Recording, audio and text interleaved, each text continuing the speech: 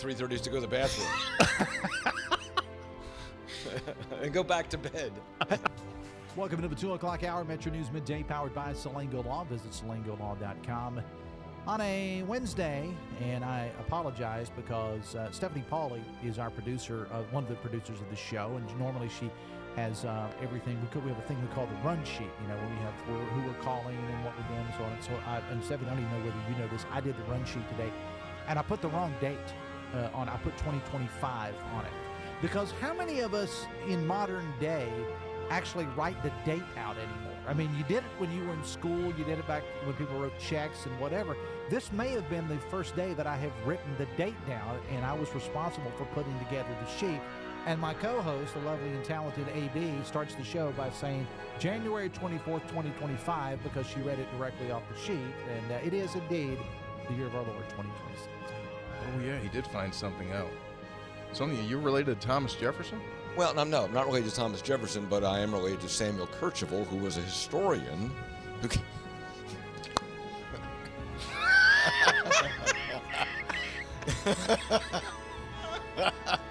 I'm going to tell you something about Samuel Kercheval.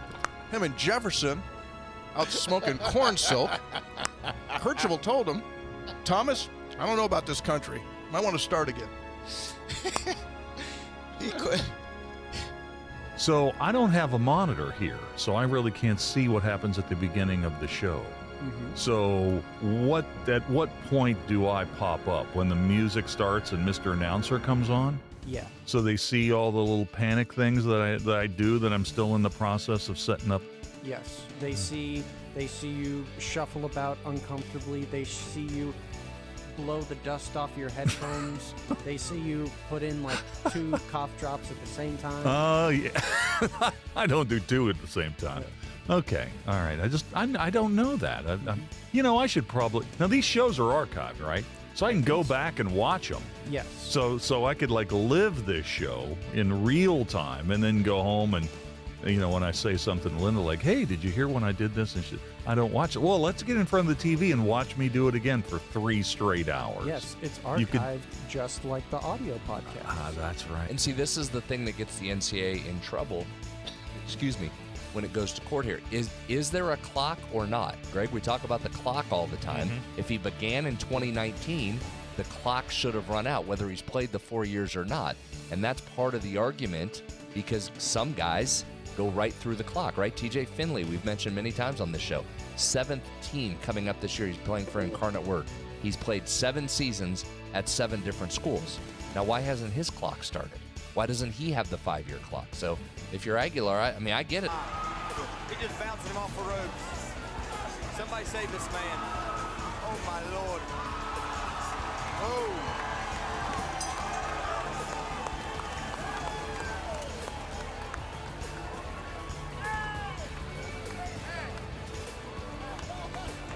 Very nice, very nice. He hit him with everything he didn't want.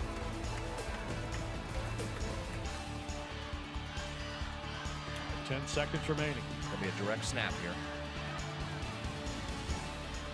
Snap back. It's Tyler. Tyler fakes the run. He throws. He's got an open man. Pass top 10. 5. End zone. It's a touchdown. Pulled in by Nestor. 3 seconds left.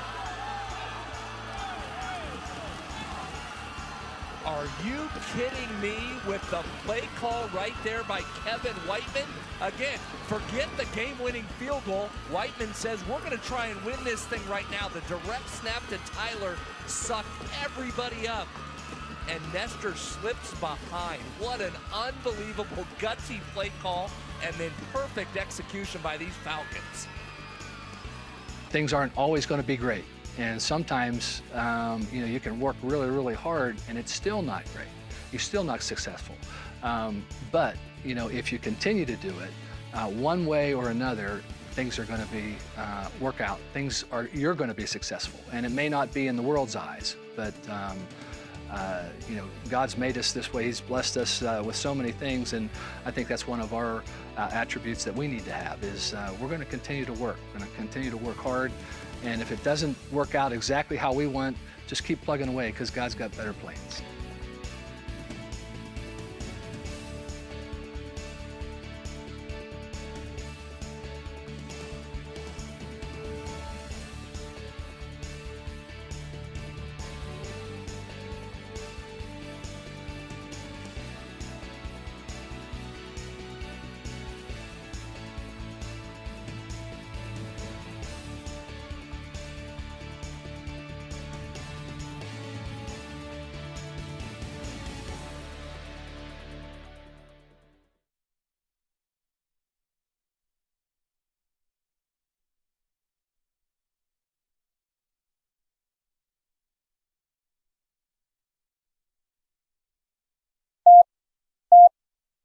5, 3. Red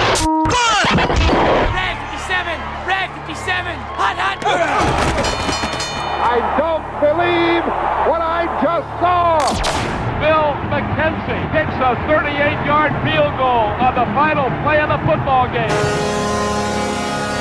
5 seconds left in the game. Do you believe in miracles?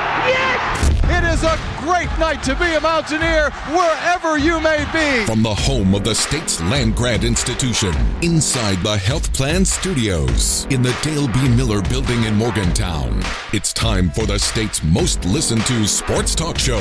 This is the CityNet Statewide Sportsline. CityNet, cybersecurity experts for the digital age. And now, across the state of West Virginia and beyond, Sportsline is on the air. And we welcome you to downtown Morgantown Metro News Radio and Television Network Studios. It is the 29th day of March, our final Sunday night Sportsline in the month of March. Travis and Greg with you live until 8 o'clock as we break down another week of sports conversation across the Mountain States, as we also turn our attention to Mountaineer men's basketball back in kind of the focus, as the Mountaineers will play this coming week on Thursday in Las Vegas against Stanford. Coming up here in just a bit, we'll check in with the color analyst on the Mountaineer Sports Network.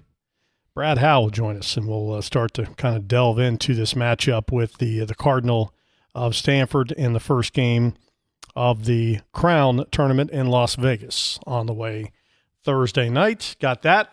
Mountaineer football spring practice continuing to roll on. Had a media opportunity this week with not only Rich Rodriguez, Ben Cutter, Rick Trickett, offensive line coach, and our second hour we'll listen back to some of their conversations and also, jump into our little bit of our own topics of this spring football coming up this hour as well. Mountaineer baseball team ready to wrap up a series against Arizona State, splitting the first two, and they will play tonight on national television on ESPN2. First pitch is slated for 8 o'clock tonight. So Eastern time. Yeah, that's right. Put that out there. So, yeah, two slugfests in the first one. I mean, decisive victories one way and then the other. Arizona State one. Big on Friday. Mountaineers returned the favors yesterday. So, the deciding game of the series against another top 25 team. So, big opportunity for the Mountaineers today to get a quality win. And then they move just down the road a little ways. 2 hours from Tempe to Tucson, as they have sort of an oddball non-conference game on Tuesday night against Arizona. West Virginia, Big 12 has 14 baseball playing schools. Colorado and Iowa State don't sponsor baseball. So, and you play 10 of those each season in a series. Arizona, West Virginia are one of those that don't meet in the regular season. So since West Virginia was already out in Arizona, they decided to pick up a non-conference game against the Wildcats on Tuesday before heading back home. So that's how the schedule works for Steve Saban's club, which, again, top 20 team playing well. Tonight could be a major impact game as they strive to get to or stay atop the Big 12 standings. Yep. So 8 o'clock tonight again on ESPN2. So we'll talk about that a little bit if you like. We can do that as well. Brad will join us hopefully around 6:15-ish, right after our first break. We'll start to peel back the onion on Stanford here a little bit and what this tournament could look like coming up for West Virginia. If we have time also, if we don't, you can go listen on your own time. But Ross Hodge was in with the boys on Three Guys Before the Game this past week, spent over an hour and here not only talking about the Crown. I know that some of the injury news came out of that, but also I thought it was pretty revealing on his thoughts for what next year could look like in terms of the tempo of the offense. Will this always be a deliberately slow offensive attack? And the indication he gave was no, that was more personnel-based. Yeah, I mean, again, lots of nuggets, as often Tony, Brad, and Hoppy get from their guests. But I think Ross gave a lot of good info, but the most relevant one in the short term is the injury situation that you spoke of. Amir Jenkins, West Virginia freshman guard, going to have not one but two shoulder surgeries, one on each one for injuries that he has suffered, and will not be able to play in the tournament this week in Las Vegas. So we'll get, again, Brad's reaction to what that does to West Virginia's lineup. He wasn't a starter, but he was certainly a very impactful player coming off the bench for Ross Hodges' club. So we'll see what that does as West Virginia gets ready for their game on Thursday. And, it is we've said this since West Virginia accepted the invitation to the Crown a couple of weeks ago, the oddball thing of this tournament, and there's no negatives in playing it, but it's just so long between games that you almost, I don't want to say you forget, but it just feels like this eternity between basketball games. You sort of used to that in bowl season for football, but basketball, it is unusual. But so got to get back in the basketball mode at least for one more weekend. All right, so we'll talk to Brad coming up here in a moment. Speaking of basketball and kind of the rearview mirror, Coach Hunter, since we were last together on Sunday, the Mountaineer women's basketball team lost so they had won. They beat Miami of Ohio on Saturday. We were together on Sunday. The Kentucky game was Monday night. West Virginia, as you know, had an opportunity with a 15-foot jump shot to potentially win the game, essentially win the game. Since then, of course, Kentucky has gone on and been rudely escorted out of the tournament by Texas. Probably would have been the same fate for the Mountaineer women. Maybe you hope could have kept it a little bit closer with the defense, but same size problem you were going to have to deal with that Kentucky dealt with the Longhorns. So, just kind of a chance to step back and look at what was first and foremost, a terrific season. You won 28 games. You got a lot accomplished, won a conference tournament championship for just the second time in the Big 12 era for the Mountaineer women's basketball team. So I think all in all, you'll look back on a terrific year for this team. But unfortunately, the monkey is still on the back of the program and just cannot get past that second game in the NCAA tournament. Had, just so close, battled down the entire game, came all the way back, had a chance at the end to basically win it on a walk-off and finally kind of lift that burden off your back. Unable to do it, going to have to move to next year. And it's just, as you know, and as we follow it, it's just so hard to get into that top 16. I mean, look how much this team had to scrap to do it.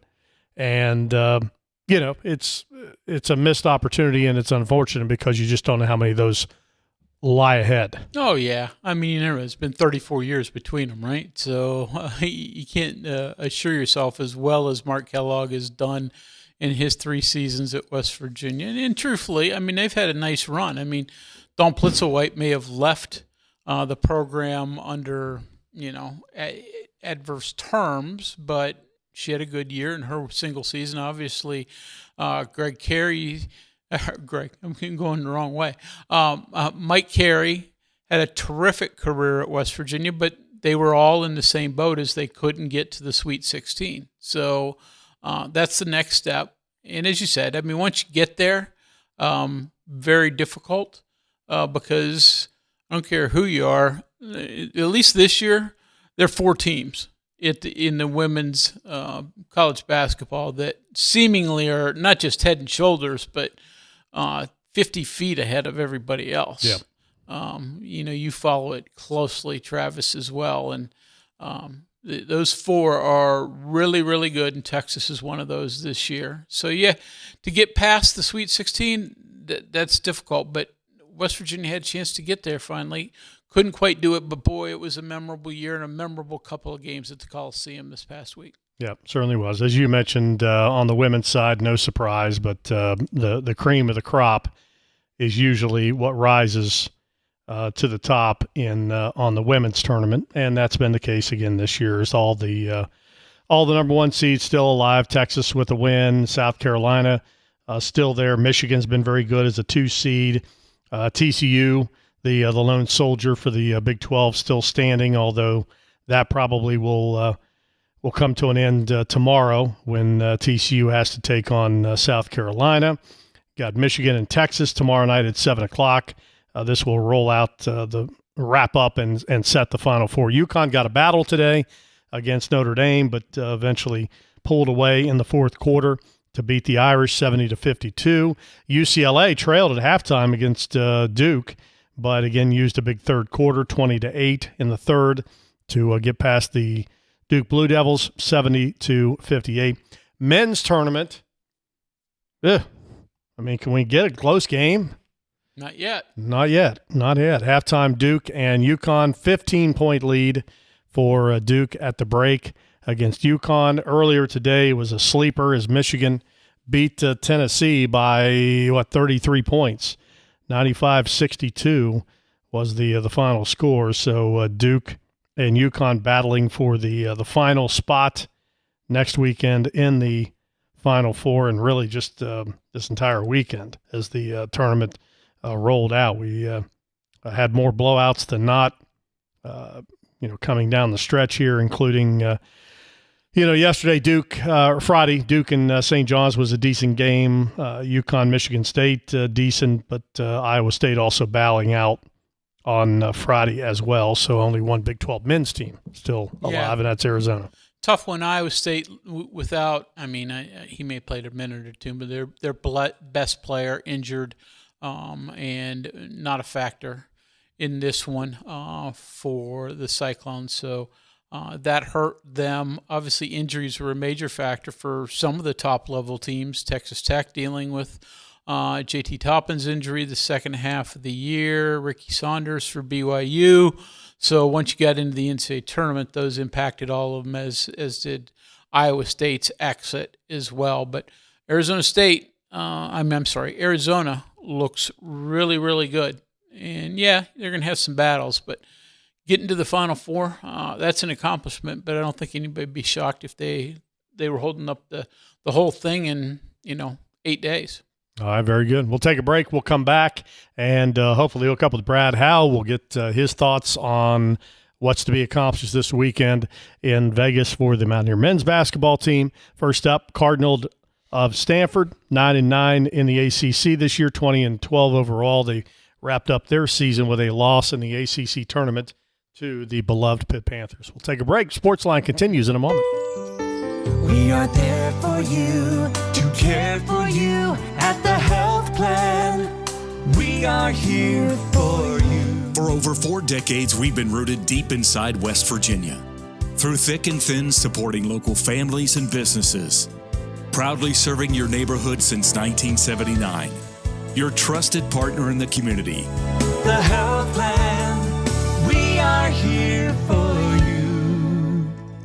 If you have a child who's a junior in high school in West Virginia or know someone that does, please listen up. Here's your opportunity to win a full scholarship from West Virginia Wesleyan College that includes room, board, tuition, and fees. The 19th Annual West Virginia Scholar Program is presented by ZMM Architects and Engineers and the West Virginia Farm Bureau. The deadline is May 3rd. For details, go to wvmetronews.com to apply. That's wvmetronews.com. Remember, application deadline is May 3rd.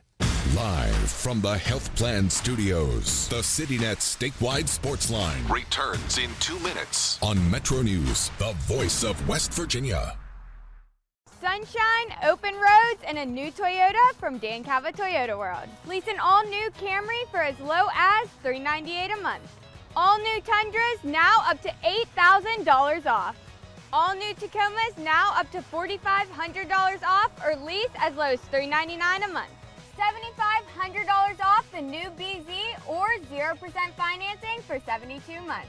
We've got a Toyota for you at Dan Cava Toyota World in Fairmont. Shop the world.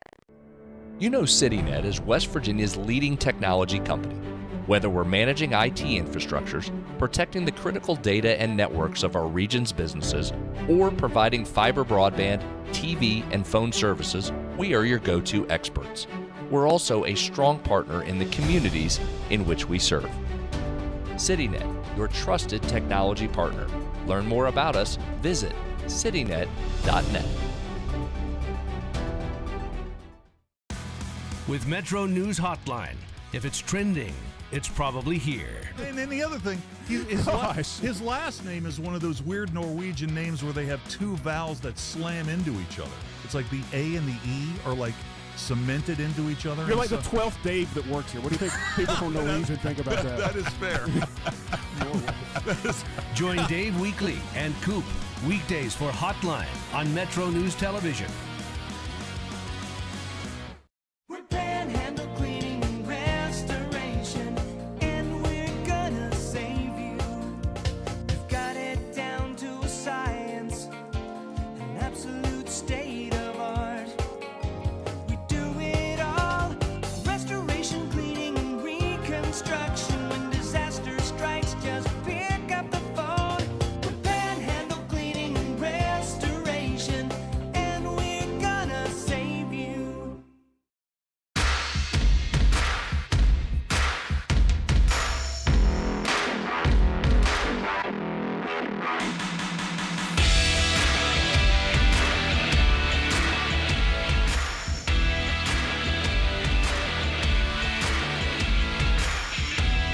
Welcome back. Sportsline continues Sunday night, 6:22 across the Mountain State. Text lines open, 304-TALK 304. We'll get to the text and phone calls coming up.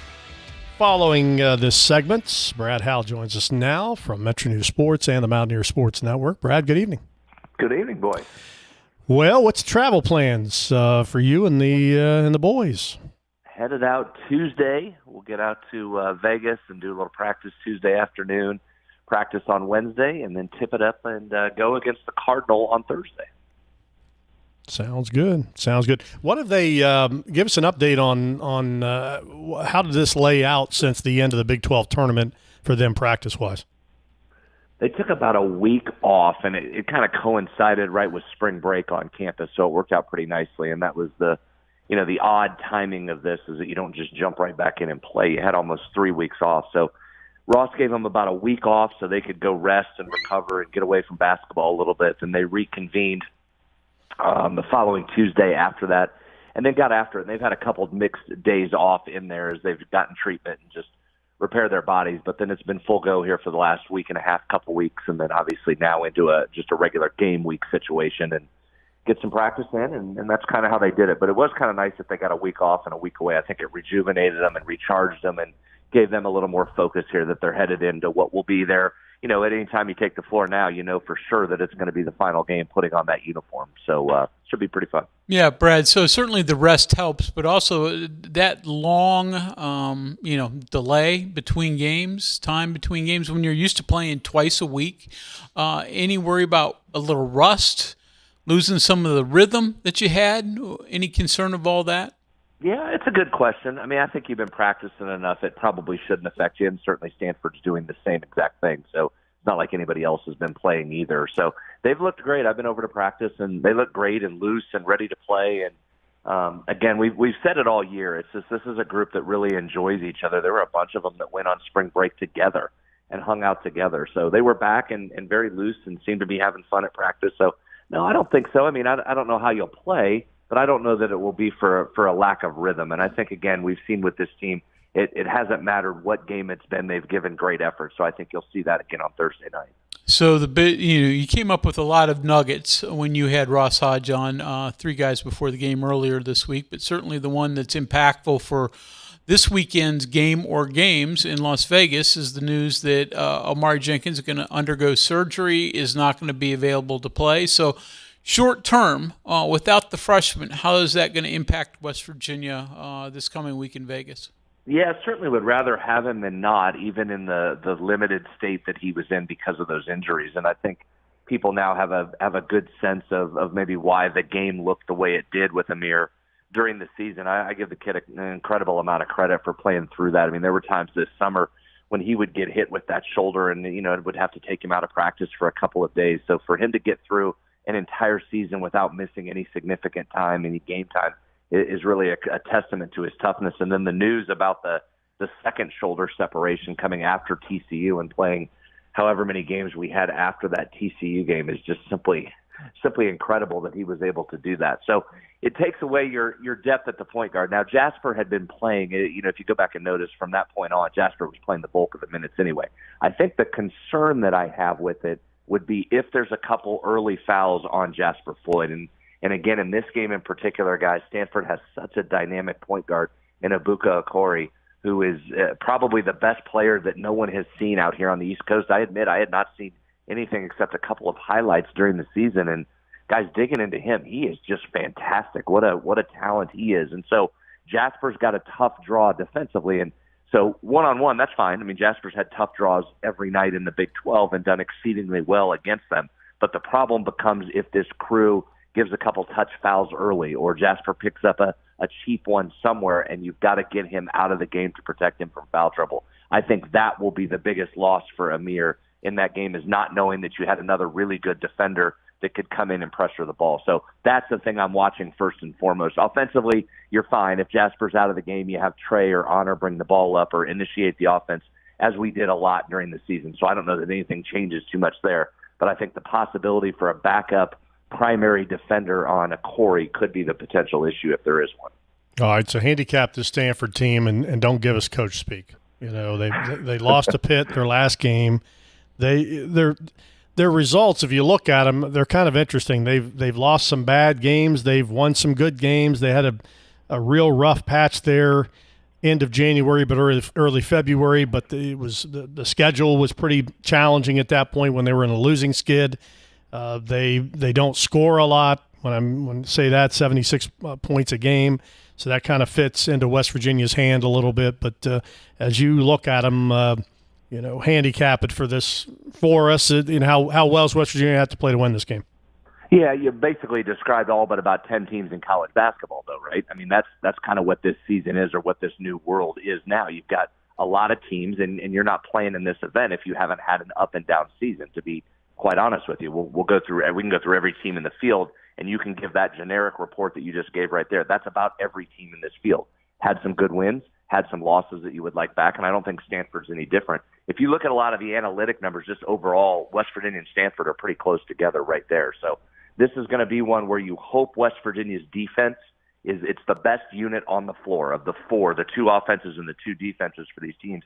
The best unit on the floor, and it's not particularly close, is West Virginia's defense, which comes in as a top 20 national defense, not just in terms of points allowed, but just defensive efficiency when you get down inside the numbers. I think the concern for me would be the Stanford team has the ability to shoot the three extremely well. They're driven by two guys. Corey is one, Gaylor's another guard that shoots about 42% from three, and they get about 65% of the usage over the possessions from those two guys. So it's going to be very backcourt heavy. They do like to sit their bigs in the lane, but they run some offense through them. They're not very efficient from in there scoring the ball. It's those two guards that do work for them. So if you're West Virginia, the concern will be another team getting hot from three. We know how good West Virginia is closing out the lane, closing off shots at the basket, pushing teams further out in the lane to make their shots. Teams don't get to the rim very well. That's not what this Stanford team does. It relies a lot on the three-point shot. It also creates a lot of steals. So if you control the pace by limiting turnovers, I think that's an immediate advantage to West Virginia. If they're making a bunch of threes from the outside, as we've seen teams do against WVU, then I think you got a potential problem. But overall, if you look down most of the metrics, they favor West Virginia, but it's really close. So this is another game, as we've seen for the majority of the season, pretty coin flippy, in my opinion. So, Brad, let's get in a little bit of a Corey, because I'll admit he wasn't a guy that was on my radar. Stanford wasn't on my radar much this year. West Virginia hasn't played him since Jerry West was a Mountaineer. So it's been a year or two since these two schools mixed it up. But a Corey is, hey, imagine that. West Virginia facing another freshman that is just all world. But a Corey seems a little different. A New Hampshire native, they listen, though he played at a really good prep school at Brewster. But wasn't that highly regarded going into his final year? I've got him as committed to Harvard at one point. So obviously he must be a very good student between Harvard and Stanford. But all of a sudden had a big senior year at Brewster, starts getting major attention, goes to Stanford, and what's he do as a freshman? Puts up over 22 points a game. So besides that, what's your analysis on Ebuka Okori? Yeah, just a flat-out stud. I mean, you said a pretty smart kid. Harvard and Stanford were his two final choices right there, and can do a little bit of everything. He shot 36% from three. He gets to the line a ton, one of the top 50 guys in the country in terms of fouls drawn, and part of that is because he's maybe not as quick and fast as Honor Huff, but he's not far behind. He has a lot of stop and start in his game, so the ability to stay in front of him is going to be a challenge.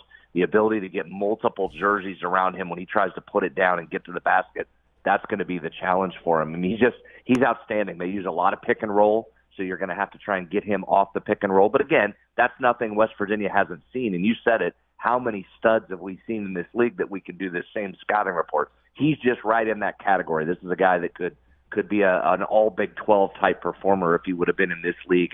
You look across his numbers, and he's in the top, say, 20% of all college basketball players in, if I'm doing a quick look here, in 9 different of the 14 different categories they put you in. So he's just outstanding. He's going to be the first and foremost guy you've got to lock down and try and hold him in check. And again, maybe he gets 20 on you, so be it. You just don't need him getting 40, and he has that kind of talent. And this is a kid, if he decides to enter the portal and go on the open market, I mean, he's a multi-million-dollar player per year somewhere else if he goes to leave. So he's as good as we've seen, guys. He's right up there with any of these guys we've seen in the league, just not quite as big. He checks in about 6'2", but he is a talented magician with the ball, so to speak.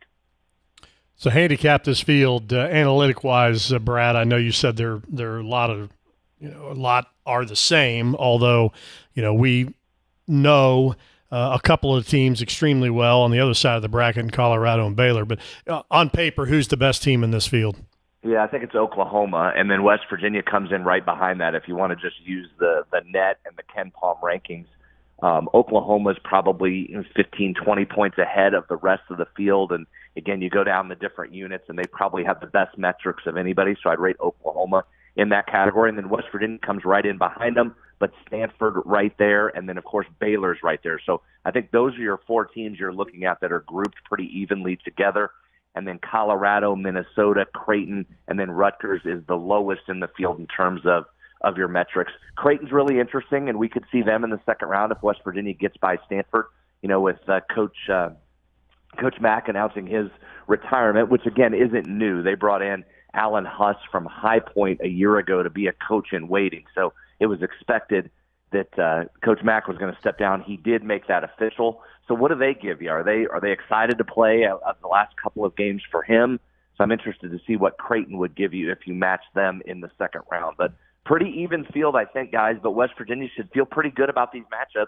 If you go in and you play, I think you got a chance to stick around for a couple days. Brett, it's always, and we talk about this at bowl game time too, that those teams that want to be there are the ones that are successful, because it's easy to sort of check out at this point in the year if you're not in one of the major postseason events, football or basketball. So for West Virginia, when you have 6 seniors in their last game, your thoughts? You've been around them a lot. I wouldn't think they check out, but your thoughts on how enthusiastic they are to play one more time in a Mountaineer uniform? Yeah, again, all I'm going by is just what I've seen in practice and from talking to these guys. And I'm being serious here, Trav. This isn't coach speak. It's seriously the same team. This looks exactly like they did in August. It looks exactly like they did in January or February. It's the same exact group of guys, and that's the best thing I can say about them all year. They have been identical. Win, loss, losing streak, winning streak, it hasn't mattered. It's like this. And again, they looked like they were having fun on the floor the other day, joking around, smiling, having fun, but yet getting down to business when they wanted. I didn't see any waning in production or in effort whatsoever. So again, that doesn't guarantee you're going to go out and play your best game of the season on Thursday. But I will be surprised, even in a loss. I will be surprised if this team doesn't look like it does effort-wise or has every game this season. So I'd be surprised if you didn't get a group that wants to go out there and play. I think if it was any kind of inkling that they weren't interested in playing, I don't know that you'd be in this tournament. So I think that's the biggest thing I can say. It may be a loss, but I don't think it will be because of effort. So besides the Amir Jenkins news that came out of the 3 guys, give us a couple other teases that why people should go listen, other things that Ross talked about. Yeah, I thought it was interesting. We had talked, and we've done it a bunch on the podcast, but you could hear it straight from him, just about offensive style of play. and why the team played the way it did this year. I know that was a big topic of discussion, although if you look through the NCAA tournament, you see a lot of teams that don't play with speed, Iowa being one of them, Tennessee being another who I know got drilled today, UConn's another. It's 330th in possessions. So I just think if you're interested in that and want to actually hear an explanation as to why they play the way they do, I thought he did a great job with it and talked about what the changes may be for next year as personnel changes in this program and guys with different skill sets come in. But I thought that was probably the next most interesting answer he gave. And he went for a while really breaking down offensively why they did what they did, not just pace, but why they called some of the sets they did and what they do. And I thought that was of some interest. Well, that sounds good. Correct me if I'm wrong, but this tournament is played at two different arenas, right? I believe that's correct, yeah, because we're starting at the MGM Grand, if I'm not mistaken. Yeah, and then go to T-Mobile, I think, for the semis and championship. Well, Correct. Brad just knows what. I'm looking at it right now. MGM Grand, Garden Arena for the quarters. Then you move to T-Mobile. You're right, Travis, for the semis and championship. Brad is the classic. What time do I catch the bus? Just drop me off. I'll go in and call the game, and then hotels, arenas. That's way down your list of things you're worried about. Yeah, that was a tough question. That was the toughest question all night by Travis, is where the game is. I don't know. I get on the bus, Trav. So this is the other thing I didn't realize. I'm just looking at the bracket like you are right now. I thought this was a winner-take-all tournament. They actually get money if they win this first game. Yeah, the whole thing has some money on the line, and how that's distributed, I haven't had conversations about that. There is some player pool money available, but some of it also moves into next year's funds as well. And that's something interesting, guys, while we're talking about money, and that's certainly one of the benefits of this tournament. But a couple things on this, and Ross pointed this out in the podcast as well, that this is the reason you're in the crown rather than the NIT is because of the Big 12's relationship with Fox, and therefore this tournament, that you're contractually obligated to be in this event if you're one of the top two highest ranked Big 12 teams that does not make the NCAA tournament, which West Virginia falls in that classification. So that's why we're in this tournament to begin with. Number two, the thing he mentioned again, and we probably didn't talk about this enough, because West Virginia again finished in the top 8 of this conference, finishing 7th, that earns you automatic entry into the Players Era tournament for the following season. We've already got that for the upcoming season based on the Darren DeVries one season of finishing in the top 8.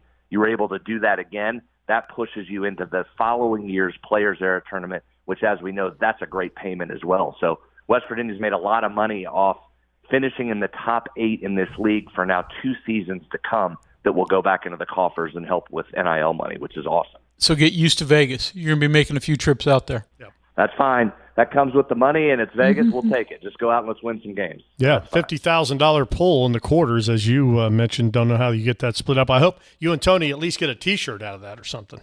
Well, that's a good question, Travis. We'll have to scrounge around. I'm sure we're not on the payroll for that, but, yeah, I'd take a T-shirt. That would work. Sounds good. All right, buddy. Safe travels. I'm sure we'll talk to you this week. Yeah, sounds good. Thanks, guys. Okay, thanks so much. There he is, Brad Howe. Mountaineer men getting ready to head out to Vegas. As he said, the MGM Grand first, Garden Arena for the quarters, and then hopefully T-Mobile Arena for the semis and championship. This tournament actually starts Wednesday, so make a note. Wednesday at 8 o'clock is Oklahoma and Colorado. 10:30 is Baylor and Minnesota. West Virginia, of course, is in the 8 o'clock game on FS1 on Thursday, and then should the Mountaineers win, you can see who the opposition will be in the semis, because Rutgers and Creighton will tip off at 10:30. Both the entire tournament's on FS1. Yep. All right.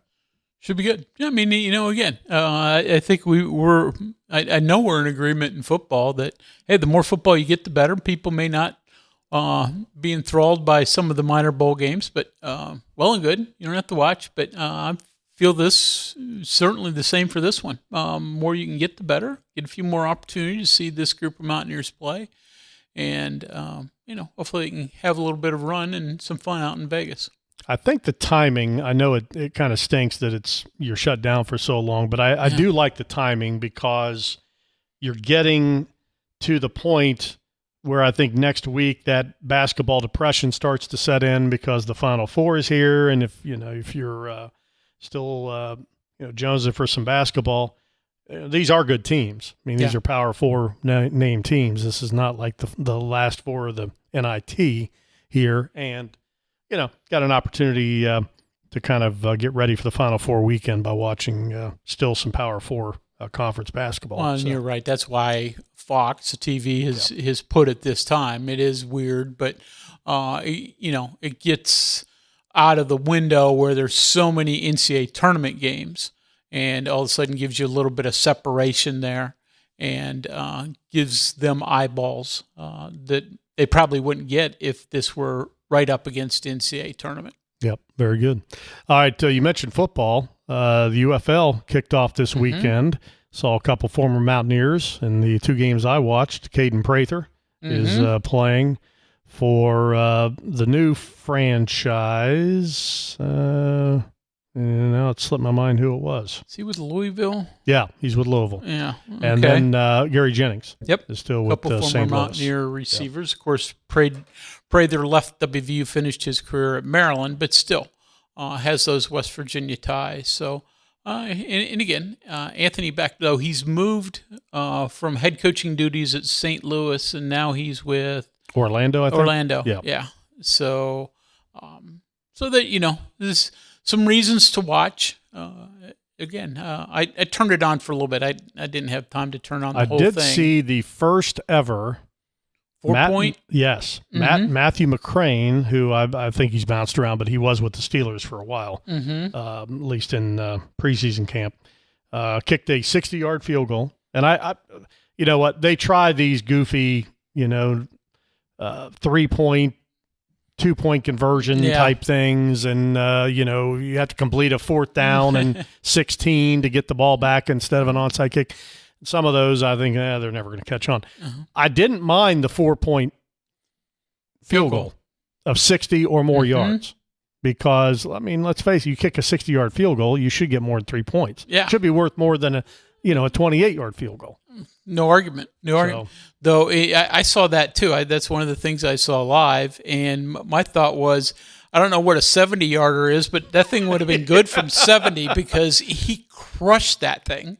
Well, the best part's going to be when you get a team, and this is going to happen, that will take a knee, to try to get outside, 60 or outside, on a drive where they need 4 points. Yeah, if you're down 4 and it's final seconds, it certainly would behoove you to give that a try rather than a Hail Mary or something else. So be curious to see where that all ends up. Yeah. All right, we can cancel the APB. Mike from Charleston has been found. Mike, good evening. Thanks, fellas. Hey, I tell you, worried about you last week, Mountaineer women. In the middle of making history, and we don't hear from you. So I got to tell you what happened. The Cincinnati Red game was on. No, I've got the message on CHS. It says contractual obligations. Whatever. Yeah. And then I tried to call in. Nobody picked up. And then what I should have done is waited till 7 o'clock. I guess it was 7:15. It might have gotten in, but that's the only reason, gentlemen. Believe me, I did try. Sounds good. What's your thoughts on the season wrap up? Season wrap up. Defining moment for WVU, for the state, obviously for the team, the program. You put in 25,000 fans in 2 games. That's probably just almost the whole season worth of fans in 2 days. Fantastic game. This is the best second game the Mountaineers have played, hands down, reaching the almost reaching the Sweet 16. Kentucky, let's face it, 70, 74, 73. I don't know how many times I'm going to see that shot that Cookie put up. Should make that 7 out of 10 times, but unfortunately, not this time. But I'll tell you what. Look at the game quickly. It was a split in the game, 2 quarters each. Sure, West Virginia had another poor third quarter, being outscored 26-14, but then came back in the fourth quarter and outscored Kentucky 23-12. So they held their own, guys. It was a fantastic game. Like I said before, I wish we could have made it, but as you alluded to earlier in the program, Kentucky against Texas didn't show up. As far as any kind of a height advantage maybe Kentucky had, was negated. I mean, Texas is just a tough team. Came out blazing. So many turnovers with Kentucky. I mean, they did not look like the same team to me. But anyway, I'm hoping beside NIL money getting players come in, we signed that girl from Ontario, Hunter. Yep. And I think she's going to be a good one. Got good height, good length, 6'1", number 90 out of 100. So we're off to a good start. What do you guys think about one more freshman and then hit the portal? I think that's probably reasonable. And again, we'll have to see exactly how many stay. That's true too. It's already been reported that Jordan Thomas is going to enter the portal. The portal doesn't open until next week, but so we'll see exactly who stays, how many stay. Hopefully, Mark has enough carryover that he's got players that he doesn't have to completely reload, sort of like he had this year. Few significant players are back, and then add to that. But and Mike, you can certainly give your opinion, but mine is I think they've got a lot of nice ingredients returning, even though obviously they lose some great players. But they got to find some transfer posts because that's an area. I mean, your top 3 posts are all gone, and you don't want to go in there with young players. Young players who can help you off the bench are one thing, but starters in the Big 12, you better have some posts who know what they're doing, like they had this year. Oh yeah, no question. You got McRae, and you got Roddy's not a post. He's probably a 3, a good wing player. But I was sorry to hear about Thomas. Only thing about Thomas is I know she had a bad knee toward the end of the season a little bit, but they didn't play her simply because they had the other 3 in there, and I just feel that she needed, in my opinion, to get a little better shape. To be honest with you. Yeah, I mean the injury situation all year impacted her. Right. So, right. But, no question. I liked her. I'm a little disappointed, but she probably felt she could play somewhere else. But no, we have a few good players there. Yeah, I mean you got to figure Maddie's going to be the point guard. Hopefully, things work out. You got Johnson there still. Yep. And like I said, you got Riley. I think he really is a good shooter.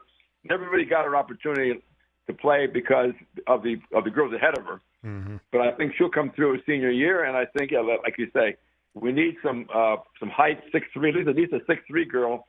6'4" would be even better that can play. But I got confidence in Mark. He had a good eye for talent, and he'll come through, I think. And again, we'll see how it plays out. But like you say, first things first. Let's see who we got coming back, and then you can build on there. Yeah. You did bring something up interesting, Mike, that I looked this up because when you said it, I mean, West Virginia in a 2-game stretch averaged or had a total of well over 25,000 fans. Right. Before 2007, West Virginia never had 25,000 fans at home for a whole season combined. Wow. 20 years ago, you couldn't. I mean, those 2 crowds were bigger than entire seasons that West Virginia had prior. So that just tells you the interest level of Mountaineer women's basketball and truthfully female sports all around. But certainly the Mountaineers have capitalized on that as well. Right. The last thing, did you guys hear any complaints? Because I thought there were a few bumps in the road with regard to opening the gates earlier and opening the parking lots earlier based on the crowd. Yeah, a little bit. I know the first day it was nice outside, so there were people in lines. It didn't seem to mind it as much. It was a little bit colder Monday evening, and you just sort of knew the parking situation was going to be problematic when you're trying to bring that many people in, and there's not really much reserved parking for those games. So it was a bit of an issue, but I think for the most part, it didn't keep people from coming. And I didn't hear that many complaints. A couple, Travis, I don't know what you got. Yeah, minimal. Minimal. All things considered. Yep. All right. Well, all right, guys, Mike. Listen, before I go, I'll call you guys from Indianapolis. I'm going to be lucky to go out there next week. So okay. Sounds good. Yep, sounds good. Hopefully you have some good games. All right, buddy. Appreciate you. There's Mike in Charleston, our resident women's basketball correspondent. 10 till 7. UConn got back to within 7. Just looked up. Now it's back to 9. UConn has the ball. 8:35 to play.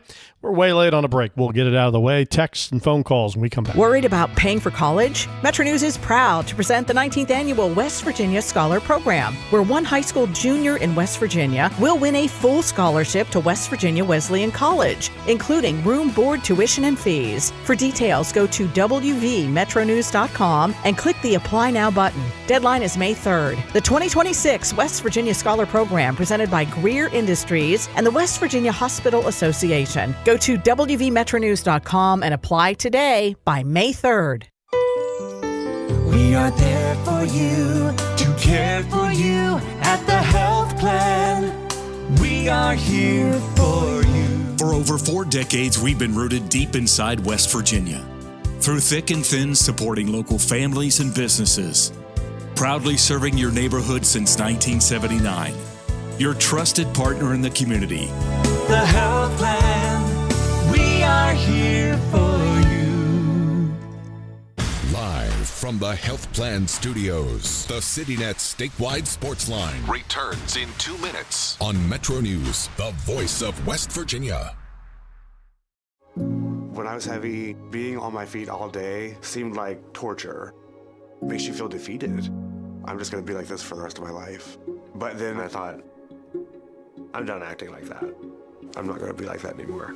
Bariatric surgery at WVU Medicine helped me lose 265 pounds. It's always been my goal to have my own place. I want everyone to feel welcome here. I would never have been able to do all these things before without WVU Medicine.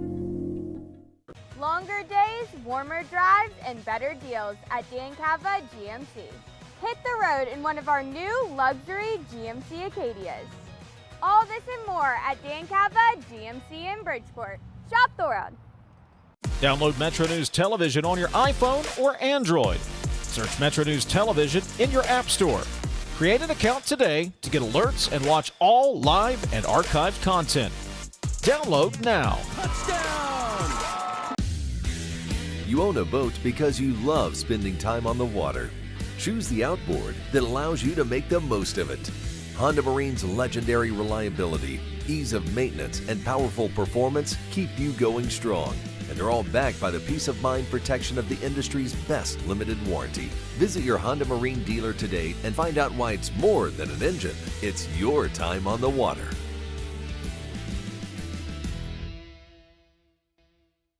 Leading the efforts to build a stronger West Virginia, the High Technology Foundation has a proven plan to strengthen and diversify our state's economy. The I-79 Technology Park's high-capacity infrastructure continues to attract advanced federal operations that are driving economic growth. This keeps our young, educated residents in the state and brings West Virginians home. The High Technology Foundation, building a stronger West Virginia. Learn more today at WVHTF.org.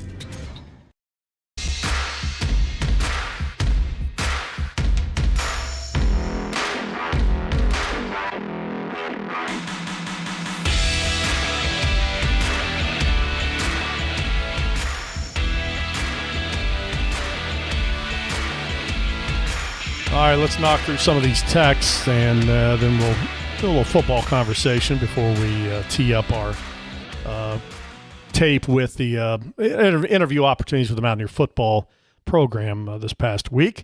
Texter writes in, with basketball season coming to a close, the men's team needs to find 3 starters from the transfer portal, as I don't think Jenkins is a shooting guard. In addition, a wing, power forward, along with a center. It seems we need to get much more physical if we are to compete in today's basketball environment.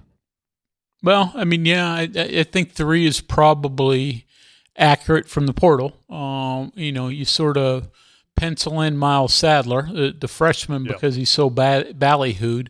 Whether Jenkins starts alongside him, I don't know. DJ Thomas, you sort of figure is, again, the caveat into all this is, do they all come back? Those guys are going to be warranted big offers elsewhere. Let's be realistic. So can West Virginia match, come into, be competitive with whatever they offer, those guys that could return? So But three's probably realistic, and then a couple more that can be factors, even if it's off the bench. So, that's definitely true. And the other thing about Amir Jenkins is those shoulder injuries are significant. I think the hope is that he's even able to play next year.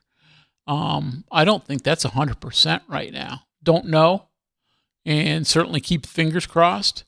But those kind of injuries with a 1st of April surgery date, especially double. Yeah. If it were one, that would be bad enough, but two, so that could be impactful as well. Well, I know this. The portal's not even open, and there's 2,000 Division II players already declared. Wow. Yeah. For the portal. So I hope that whoever hosts that the portal site has it on a very robust network, because there's no way with all that'll have to go in paperwork wise. But here's the other thing. Whoever thought that this would, at least they tried it, would curtail, slow the roll. Mm-hmm. There's already guys I've already seen on Twitter. There's guys that aren't even in the portal. They've already committed to other schools. Yeah. Like, how are you committing to other schools when you're technically not even in the? I mean, at base level, that's tampering. Yeah. So. Should be. Well, it is. Not should be. It is. But again, if there is no punishment, is there really a rule? No. That's the thing. The speed limit on the interstate may be, 65, 55, but if you go 90 and you never get pulled over, what's the true? Yeah, it's a suggestion. The true law of the whole situation. So we'll see. You definitely would like to have some continuity within every program in college athletics as much as possible, but it's never going to be the old days. You accept that, but we said you got to go out and get solid players to replace them. And I think that West Virginia has done okay with that the last 2 years. Haven't done great, obviously, but they've, considering they started over with new coaching staffs, I think they've been better than, truthfully, I would have expected. Now the thing is, now that you're going to have some continuity within the staff, are you able to identify kids and work those kids to get them here at an even better level? Yeah, agree. I mean, that certainly is the hope. So, hey guys, Coach Hunter, what have you noticed that you think is substantially better this year versus last year with the football team? We sort of talked about this a little bit on Friday, and I mean, we had a lot of things. First of all, the thing about what have I noticed, I've got to be truthful in that media has not had an opportunity to actually watch this team practice. Hopefully we'll have some chances before the spring festival, so I can get a little bit of a true insight. But just in talking to coaches and those that have actually seen this team, I think there's several areas. And I think one, for me is offensive line. I mean, first of all, the bar was pretty low because it wasn't very good last year. And they've brought in a number of guys, both transfer guys and freshmen, that appear to be very good.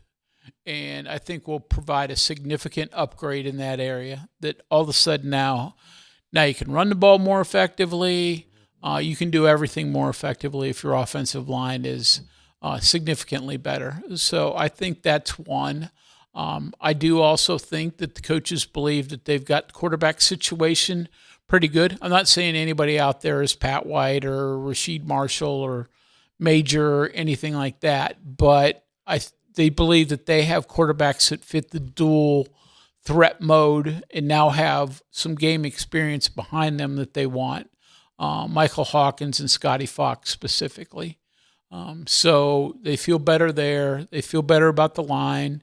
I think their running back situations they feel is pretty good about. It's probably not quite as deep as you would like, but Cam Cook is a proven commodity. Then you got some other guys behind him that they believe are going to be good. And The one thing that I think is a pleasant surprise in just talking to and in interviewing Rich Rod is the fact that he's seemingly pretty high on the wide receiver core, which, to be honest, was one of the areas of biggest concern for me because there's so few of those. Jaden Bray's the only guy that's caught a pass for West Virginia that returns at the receiver position. And obviously he's dealt with injuries. So, if that's all of a sudden a solid area, I think your offense has a chance to be legit. Defense, there's a whole lot of questions on that side of the football just because there's so many new players over there. Appreciate the text. Let's see, one more here and we'll take a break and finish out on the other side. Would you guys rather have a tight loss at home to end the season or a blowout in the Sweet 16? I think the ladies have momentum heading into next year. Let's go win the Crown tournament. At this point in the program, I'd take any advancement to the Sweet 16. Yeah, no matter I'd how agree it with ends. you. Yeah, I'd agree with you. Just because that's the step that they haven't been able to take. And it was a remarkable home performance. Nothing to say negatively about that, but it would have been wonderful to see them get to the Sweet 16 and put that behind them. All right, 7:01. We'll take one. Be right back. 9-point game. Duke leading. 5-minute mark. UConn with the ball. We'll return. We are there for you, to care for you at the health plan. We are here for you. For over 4 decades, we've been rooted deep inside West Virginia. Through thick and thin, supporting local families and businesses. Proudly serving your neighborhood since 1979. Your trusted partner in the community. The health plan. We are here for you. Getting ghosted is never fun, especially by your network. Cyber threats don't announce themselves. They slip in quietly, disrupt operations, and disappear before you know what happened. CityNet's cybersecurity services provide proactive monitoring, threat detection, and expert response, so your business stays connected and protected. Commit to a relationship built on trust and reliability. Learn more at citynet.net today. And remember, CityNet connects, protects, and perfects. Live from the Health Plan Studios, the CityNet statewide Sportsline returns in 2 minutes on Metro News, the voice of West Virginia. We're Panhandle Cleaning and Restoration, and we're gonna save you. We've got it down to a science, an absolute state of art. We do it all, restoration, cleaning, and reconstruction. When disaster strikes, just pick up the phone. We're Panhandle Cleaning and Restoration, and we're gonna save you. Stay connected to what's happening today in West Virginia. What about this, or what about that? And it just went back and forth, and I was just the guy reading the text. Okay, so what's your take on the whole thing? Well, now you just get me fired up. Now Right. you just So get I'm me gonna going. run down to Wendy's and grab a burger, and I'll be back. Join Dave Allen weekdays for midday on Metro News Television. On the next State of Minds. I came here to Morgantown, the WVU. I wanted to play football. Tried to walk on, but I was humbled very quickly. So I joined the WVU forestry team.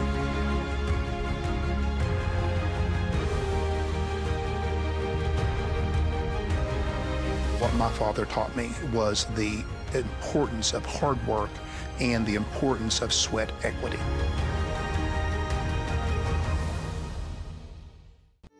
We are there for you, to care for you at the health plan.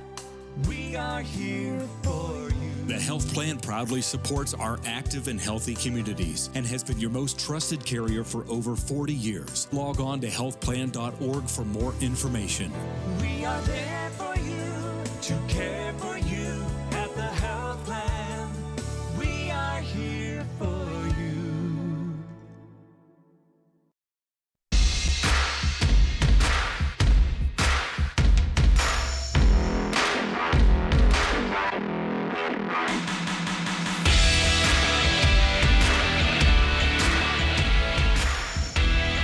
Well, don't look now, but here come the Huskies. Back to a 3-point game. Just went to the under 4 media timeout. Duke 67, UConn 64. Quick update on some West Virginia ties to the Division II tournaments that are wrapping up. You know that Jim Crutchfield, the Clarksburg native, former West Liberty men's basketball coach, who has done an unbelievable job at Nova Southeastern, won a national championship, played for another. They were in the Final Four of the men's side, top seed in their regional, or in the Elite Eight up in Pittsburgh.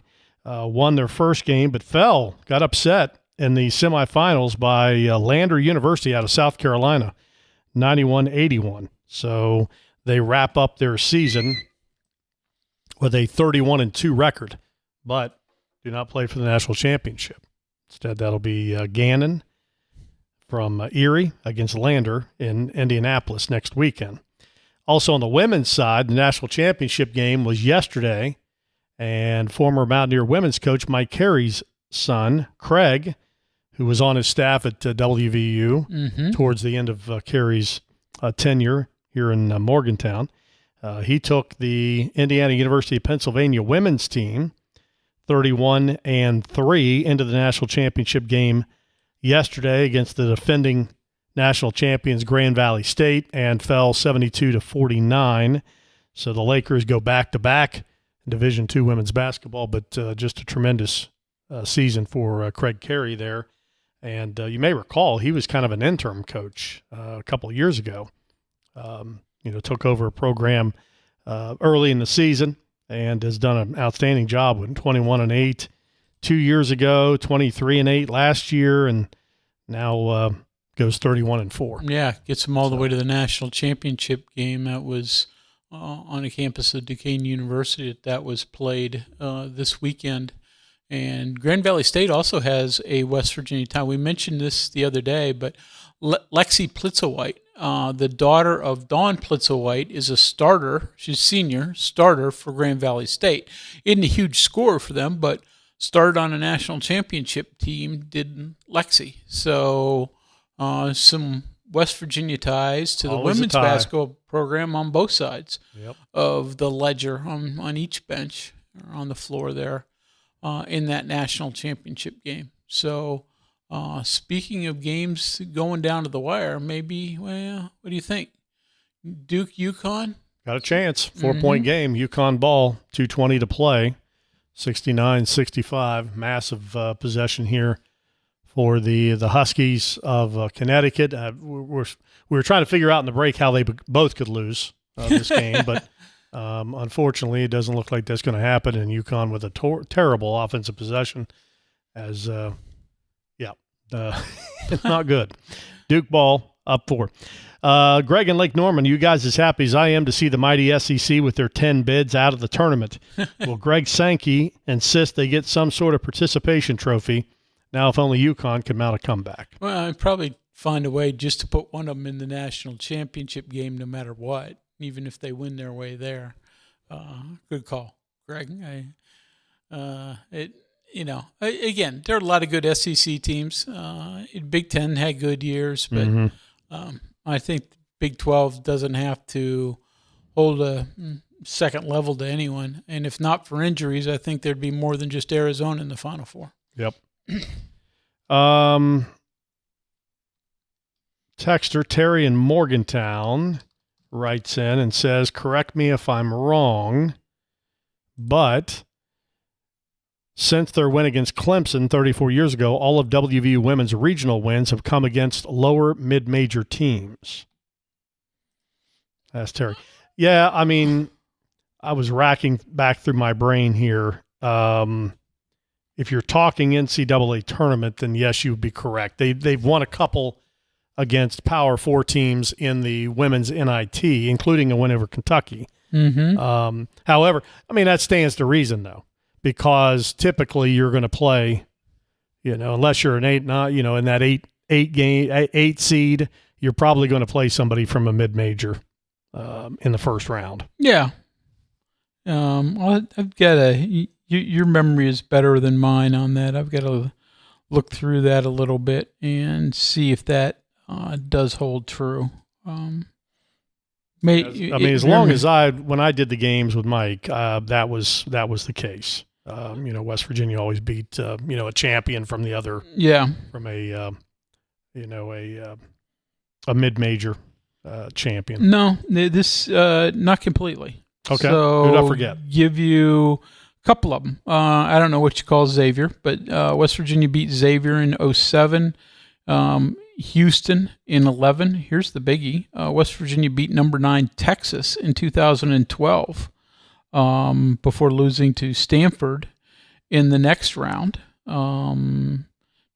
Beat Princeton, beat Elon, beat Lehigh, lost to Arizona, beat Princeton, Columbia, Miami. So, Texas in 2012 is the biggest of those. What I'm thinking of that one, yeah, you're right, and that was at. Doesn't say where it was. Well, I tell you where I'm it was. looking. That was at Old Dominion. Okay, and that was one of you're right, and that was one of the few times that the host school wasn't involved. Okay, like Old Dominion bid on the tournament, but they did not. They didn't make the. They didn't win. Okay. I think they thought they were going to win their conference that year and got upset in the conference tournament. And back when Old Dominion was a you're right. women's and powerhouse. Then they played Stanford. Lost to Stanford in the next round. Yeah. Yep. So So that definitely.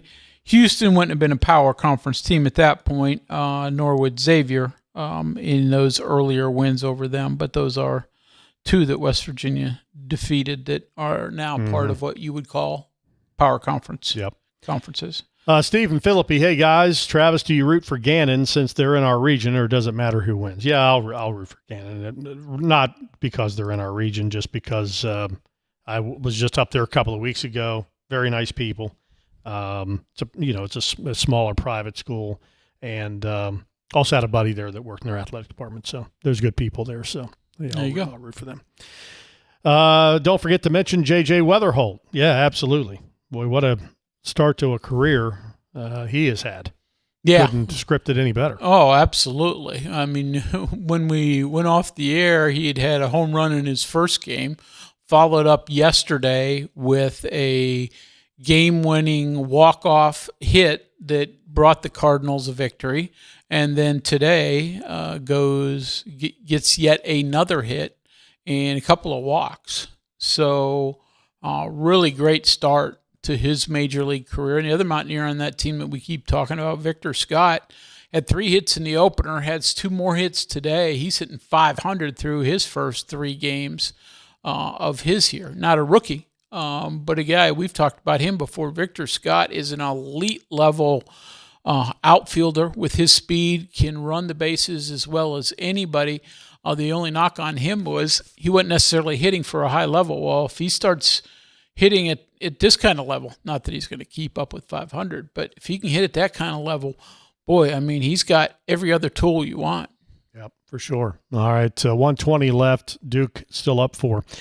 Guys, what's the story on the basketball player from Wheeling Central?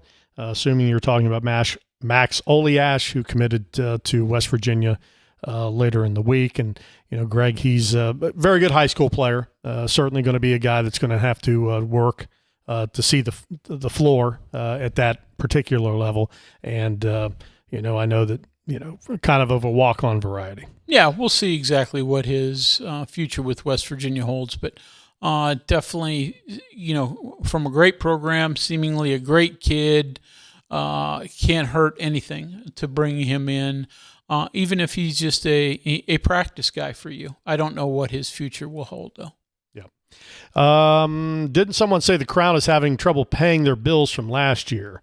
That, as far as I know, that wasn't the Crown. It was the other one. Yeah, the fall tournament. Yeah. Ed from who West Virginia is in, by the way, next year, so it does bear watching. Ed from Preston County. It dawned on me I'm a bit slow. We're fast approaching the fact that the college basketball is pro versus amateurs. If you don't have a pro team, you're going to fall. You're not going far in the NCAAs. We used to say you needed a pro or 2 to be successful. Not anymore. Sorry about the long time. Yeah, no, you need more pros than they're all pros at this point. Yeah, I mean, everybody's got pros. It definitely helps to have the top level of those. As speaking of guys with a lot of pros, Duke and UConn going down into the final seconds. Duke just scores to take a 3-point lead, but yeah, I mean it's $100,000 now is a cheap college guy. I mean, transfer portal guys are going to get $1 million plus. Maybe a few of them 3-4 for the very top level. So you got to be ready and willing and able to spend if you want to compete. Because let's face it, we know if you want to be any good, you better have the best players available. All right, let's take one. It is 7:16. We'll update you on what happens if you're not near the score. When a timeout, UConn, by the way, they'll have the ball down 3, 28 seconds remaining.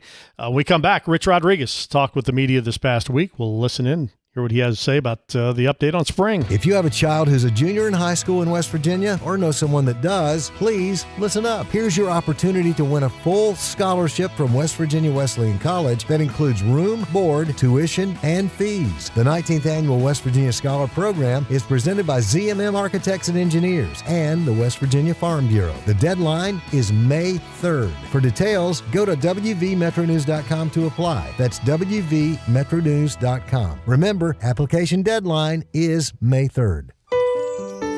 We are there for you, to care for you at the health plan. We are here for you. For over 4 decades, we've been rooted deep inside West Virginia. Through thick and thin, supporting local families and businesses. Proudly serving your neighborhood since 1979. Your trusted partner in the community. The health plan, we are here for you. Live from the Health Plan Studios, the CityNet statewide Sportsline returns in 2 minutes on Metro News, the voice of West Virginia. Longer days, warmer drives, and better deals at Dan Cava GMC. Hit the road in one of our new luxury GMC Acadias. Take your pick from our massive selection. Now up to $5,500 off select new Acadias and 3.9% for 60 months. The great deals continue with our large selection of quality pre-owned vehicles. All this and more at Dan Cava GMC in Bridgeport. Shop the world.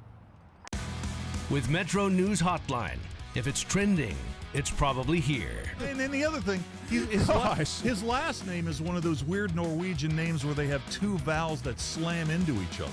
It's like the A and the E are like cemented into each other. You're like the 12th Dave that works here. What do you think people from Norwegian think about that? That is fair. Join Dave Weekly and Coop weekdays for Hotline on Metro News Television.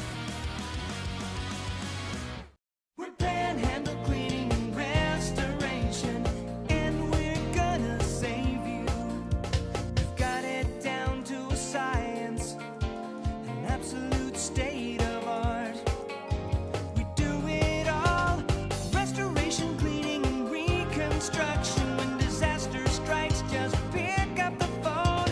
We're Panhandle Cleaning and Restoration, and we're gonna save you. When I was heavy, being on my feet all day seemed like torture. Makes you feel defeated. I'm just going to be like this for the rest of my life. But then I thought, I'm done acting like that. I'm not going to be like that anymore. Bariatric surgery at WVU Medicine helped me lose 265 pounds. It's always been my goal to have my own place. I want everyone to feel welcome here. I would never have been able to do all these things before without WVU Medicine.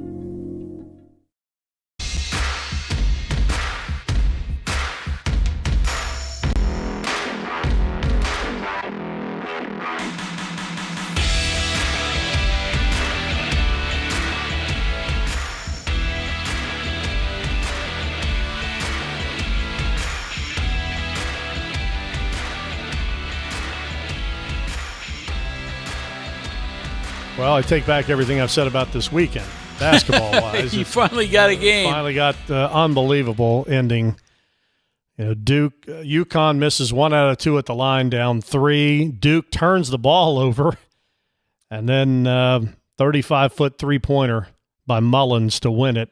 3/10 left. It's not over yet. Gotta put some time with it. It has to be a tip, though. Yeah, you're right. They got to go 94 feet, so just unbelievable.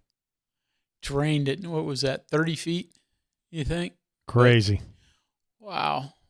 What an ending. Like I said, not a fan of either of these teams, but you got to give it credit. Tip in the backcourt is Duke was trying to get the ball. Well, you could read John Shire's mouth. He was saying, we have a timeout. Yeah. So should have taken it. Crazy. So, yeah, so you finally get the exciting game that had been lacking through this weekend.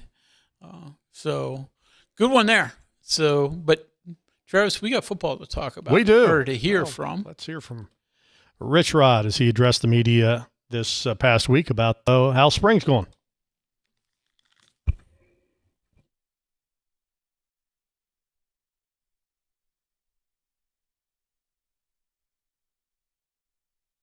All right. Don't know why that didn't work. We'll try that again here in a moment. All right, so 3/10 left, right, Coach Hunter, in the basketball game?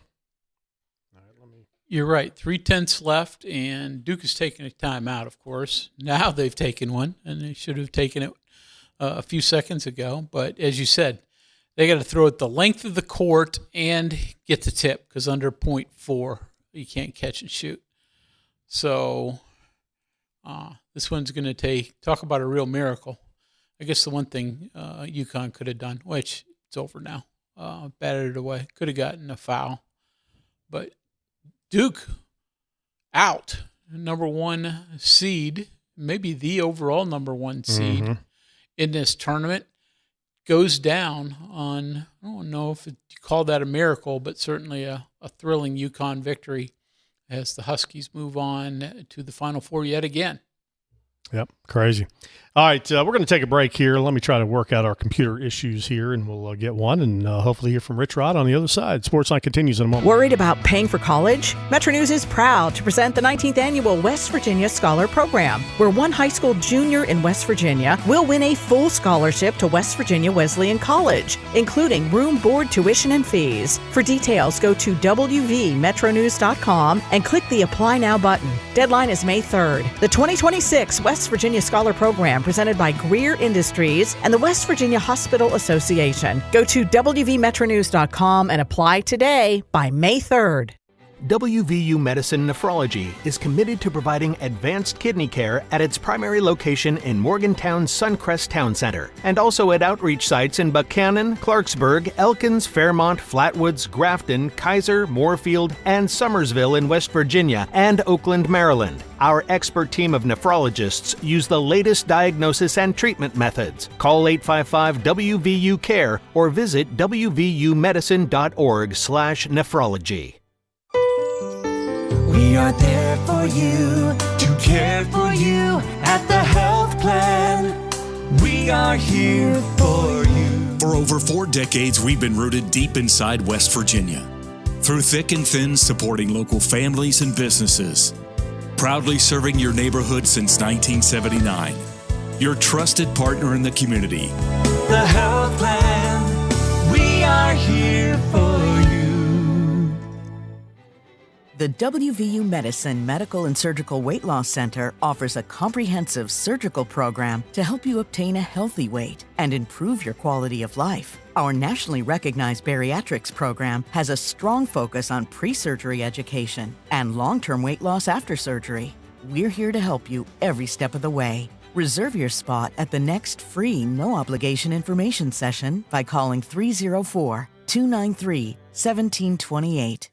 If you have a child who's a junior in high school in West Virginia or know someone that does, please listen up. Here's your opportunity to win a full scholarship from West Virginia Wesleyan College that includes room, board, tuition, and fees. The 19th Annual West Virginia Scholar Program is presented by ZMM Architects and Engineers and the West Virginia Farm Bureau. The deadline is May 3rd. For details, go to wvmetronews.com to apply. That's wvmetronews.com. Remember, application deadline is May 3rd. We are there for you, to care for you at the health plan. We are here for you. For over 4 decades, we've been rooted deep inside West Virginia. Through thick and thin, supporting local families and businesses. Proudly serving your neighborhood since 1979. Your trusted partner in the community. The health plan. We are here for you. Live from the Health Plan Studios, the CityNet statewide Sportsline returns in 2 minutes on Metro News, the voice of West Virginia. You want to know what West Virginia is talking about? It's good to be back in Morgantown today. Now it's different. I think it's mostly just business. What I voted for and what I think makes the most sense. Well, Dave, this has been a bit of a controversy. I want to thank the caller last week that said I sounded like Hoppy Kercheval. That was flattering. Join Dave Wilson and TJ Meadows Monday through Friday for Talkline on Metro News Television. When I was heavy, being on my feet all day seemed like torture. Makes you feel defeated. I'm just going to be like this for the rest of my life. But then I thought, I'm done acting like that. I'm not going to be like that anymore. Bariatric surgery at WVU Medicine helped me lose 265 pounds. It's always been my goal to have my own place. I want everyone to feel welcome here. I would never have been able to do all these things before without WVU Medicine. Leading the efforts to build a stronger West Virginia, the High Technology Foundation has a proven plan to strengthen and diversify our state's economy. The I-79 Technology Park's high-capacity infrastructure continues to attract advanced federal operations that are driving economic growth. This keeps our young, educated residents in the state and brings West Virginians home. The High Technology Foundation, building a stronger West Virginia. Learn more today at WVHTF.org. We are there for you, to care for you at the health plan. We are here for you. The Health Plan proudly supports our active and healthy communities and has been your most trusted carrier for over 40 years. Log on to healthplan.org for more information. We are there for you, to care for you at the health plan. We are here for you.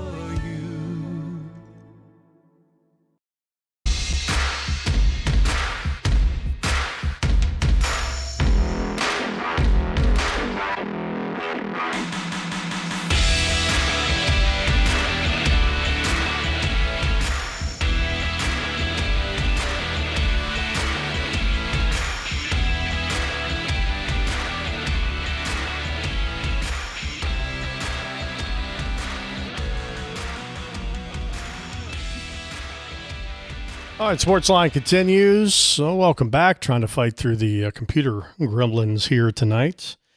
Unfortunately, right now, not able to get to the Rodriguez or Trickett presser from earlier this week. So, Coach Hunter, in 30 minutes or less, what seriously, what were some of the highlights? Well, you can paraphrase. I mean, start with Rich Rodriguez, and we've discussed a little bit of this, but you know, he did speak actually pretty highly of most of the aspects of his team, especially, I mean, he was quizzed mainly in last week's press conference on the offensive side of things. And, you know, said he liked the way the quarterbacks are progressing. Really liked how Cam Cook has played at the running back position. Admitted that the other running backs look a step or two behind him just because they're so new to the college game. But, you know, felt that there was some players there.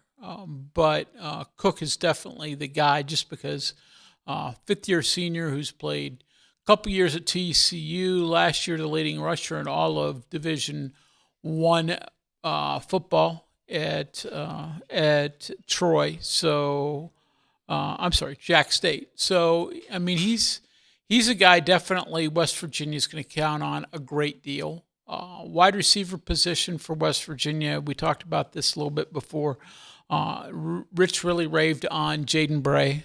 Of course, you know, they thought last year he had an opportunity to be really good, but his season lasted a game and a half before an injury took him out of the lineup.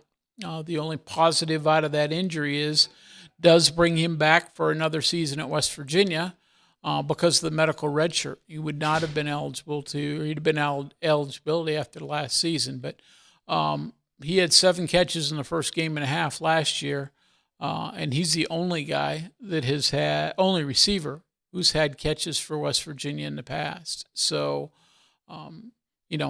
now Rich did go on to say there are a bunch of other guys that they brought in. They brought in 4 transfers from 4-year schools, a couple from junior college ranks, a number from high school ranks. Likes all of them, but it does sound like the two JUCO kids have great opportunities to be very good, and the transfers encouraged about all of them. DJ Epps is a kid coming in, was the leading receiver last year at Troy, has already shown that, he's got a ton of experience. He knows what he's doing. Prince Strachan, the transfer from USC, started his career at Boise, is a big receiver, 6'5", 210 pounds, and really athletic. So now he was hurt at USC last year, so only played a very minuscule amount, but he's a guy to keep an eye on just because of his athletic skills. Then you have a couple others. Taryn Francis, coming from LSU, was really highly regarded coming out of high school. Didn't play much at LSU last year, but another transfer that they had high hopes for. All right, very good. We've got our issues solved, I believe. So let's listen in to Rich Rodriguez from this past week. Okay. 4th practice, I believe. 2nd in full pads. Got a lot of work to do. Like the guys, I thought the first half of practice they were still on spring break mentally, and then the second half of practice was pretty good, but a lot of corrections to do. But as I told them, other than 12 or 13 guys that'll be here in the summer, our team is pretty much here. So we're going to try to get as much as we can done in the next couple weeks. Have some fun in the Spring Festival on April 18th and go from there. Rich, I know. Again, everything we're asking you is, it's really, really early. But have you identified maybe a strength or two for this club? Or I think it's a little early. I think we're athletic, more athletic at most positions. Including quarterback. I mean, I think all the quarterbacks can run pretty well. We're going to be a little deeper probably at wide out than we have been. I think we're going to be deeper on the O-line. And I like the freshman class we signed. There's going to be some really good players there. Defensively, there's a whole lot of new guys. We do a lot of stuff on defense, so it's still taking them a little bit of while. But their attitude's been great. Those guys our strength staff did a good job. They tested well a couple weeks ago, but now it's learning how to practice. And I know we're not probably a whole lot different than other people, but when I have practice, I want everybody that's in our program, staff-wise, player-wise, to be totally engaged in every play at practice. I mean, that's the most important thing in the world to them at that time. And that's not, I hate to go to practice and watch coaches or staff members or players they don't know the down and distance. They don't see a buddy do something good or something bad. Don't get corrected by somebody else's mistakes. And that was kind of my message today, that if one guy's getting coached, they're all getting coached. And I've been to practices or seen practices where people in the program weren't engaged like they should have been in practice, and that bothers the heck out of me. That, if you're a part of our program, you are engaged at every play in practice like it's a Super Bowl. And we're still learning to do that. I know you want to improve the run game greatly from where it was last year, so you put a lot of resources into your offensive line to do that. So do you think you got return on that? Does that look like it's promising? Yeah, I mean, I think we're going to be better up front. I got second year for some of the guys in the system. Coach Trickett's been in the system for a long time, so he's really comfortable. and teach them what we want. Some of the new guys we certainly think are making an impact because we got a couple of really good freshmen that'll be ready, I think, and then we got some transfers that are grown men. So and we got quarterbacks that can run, including the ones that are coming back. So I think the running game's got to be better. That's got to be better, and that's pretty obvious.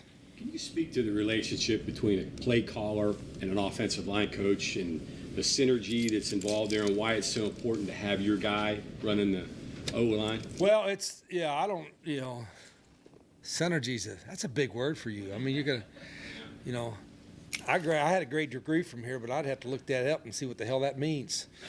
Synergy. I've never considered my relationship with Coach Trickett as synergetic, or with any O-line coach. It's like, here's the play, coach them up, But the fact that we've been together for many years, we kind of know where the bodies are buried and the traps are laid. We kind of know how they're, what the answers to the problem, how to coach to that, and that helps. But that wasn't the major problem last year. I think we didn't play well up front. We didn't run well. We remember we got a whole bunch of dudes hurt running back, and that certainly didn't help.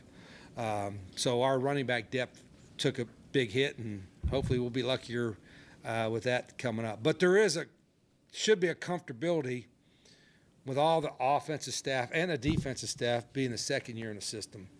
When you first met him, you remember? You recall? Yeah, it was when I was at Glenville State, and I can remember. I think the first time when I had a coaches clinic at Glenville, little old Glenville State in Glenville, West Virginia, and my buddy Ike Morris was buddies with Rick Trickett. I had known who he was, but I'd never met him. And Rick came to speak. I don't remember where he was at then.